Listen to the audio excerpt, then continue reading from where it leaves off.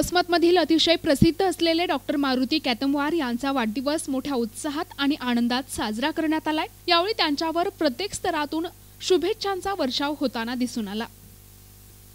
सर्वांचे चाहते असलेले डॉक्टर मारुती कॅतमवार यांचा वाढदिवस मोठ्या उत्साहात साजरा करण्यात आला। त्यांनी वाढदिवसानिमित्त बोराळा येथील महादेव मंदिर तसेच मारुती मंदिरचे दर्शन घेतले। यावेळी बोराळा येथील नागरिकांच्या वतीने त्यांचा सत्कार करण्यात आला असून शुभेच्छा देण्यात आल्या आहेत। 1 जानेवारी 2025 वसमत डॉक्टर असोसिएशनचे अध्यक्ष श्री M.R. कॅतमवार साहेब यांचा जन्मदिवस। त्यानिमित्त साहेबांना सर्वप्रथम जन्मदिवसाच्या व नवीन वर्षाच्या खूप खूप शुभेच्छा। आमचे मार्गदर्शक आदरणीय श्री शिवदास पोटे सर हे साहेबांविषयी काही ओळी मांडतात। डॉक्टर कॅतमवार साहेब, तुमचे कार्य सर्वश्रुत आहे, कारण तुमच्यातली संवेदना वेदनेला कमी करते। औषध पाणी नंतरचा विषय, पण निदान म्हणजे काय असावे, कसे असावे, नजरेनं ज्याला कळते तो खरा वैद्य, त्यातले तुम्ही पहिले।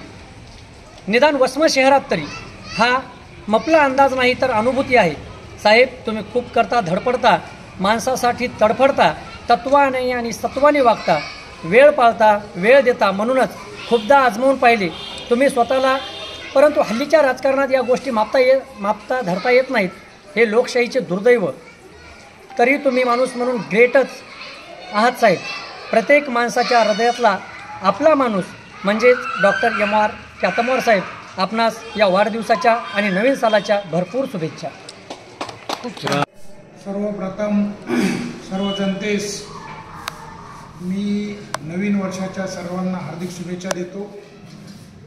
त्याचप्रमाणे माझा वाढदिवस फार मोठ्या प्रमाणात साजरा केला त्याबद्दल वसमतवासियांचे तसेच आत्ता आपण जिथे बोराळामध्ये आहोत त्या सर्व नागरिकांचे मी आभार मानतो की माझा वाढदिवस त्यांनी मोठ्या प्रमाणात साजरा केला आहे। वाढदिवस साजरा करत असताना माझं तर असं मत आहे की आपण सर्वांनी वाढदिवस साजरा करावा, कारण वाढदिवस हे काही आपल्या स्वतःसाठी नसतो, हे एक आईचं प्रतीक असतं। आईचं प्रतीक म्हणजे कसं की डॉक्टर या नात्याने जेव्हा डिलिव्हरी होत असते तेव्हा आई बाळ रडत असताना हसत असते, बाळ इकडे रडत असते डिलिव्हरी झाल्या आणि आई हसते।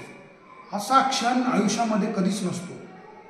नंतर आयुष्यामध्ये कधीही बाळ रडलं तर आई रडतेच, पण त्या क्षणाला ते रडणं म्हणजे आईचे सुखद कल्पना आहे आणि ते प्रतीक आहे।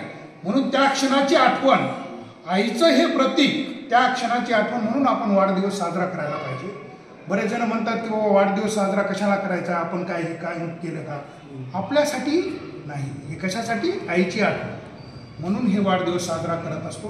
त्याचबरोबर आता आपण एक पोस्ट बघितलेली माझ्याविषयी आपले पोटे सरांनी फार चांगलं वक्तव्य केलेलं आहे की त्यांचं म्हणणं आहे की माझी सेवा चांगली आहे, पण हे सर्व जे सेवा करत असताना तुमचं जे प्रेम मिळतं त्यामुळे मला ऊर्जा मिळते। आणि आमची डॉक्टरकी कशी आहे की हा काही व्यवसाय नाही, ही फक्त सेवा आहे। सेवेमध्ये कसं असतं की बाबा तुम्ही त्याच्यामध्ये ह्या बिझनेसचा विचारच करायचा नाही। पेशंट म्हणून डॉक्टरनाही मी सांगत असतो की ही सेवा म्हणून आपण जर डॉक्टरकी केली, आरोग्य सेवा, तर हीच ईश्वर सेवा ठरते। हनुमान मंदिरमध्ये आपण आज इथे बोलत आहोत, तर खऱ्या अर्थाने जर ईश्वर सेवा कोणती असेल तर ती रुग्णसेवा आहे। परत एकदा सर्व जनतेचे आभार मानतो आणि मला जे वाढदिवसानिमित्त शुभेच्छा दिलेल्या आहेत, मी आणखी याच्यापेक्षा चांगलं कार्य करण्याचा मी प्रयत्न करेल, एवढीच मी ग्वाही देतो आणि थांबतो। प्रतिनिधी नंदू परदेशी, NTV न्यूज मराठी, वसमत, हिंगोली।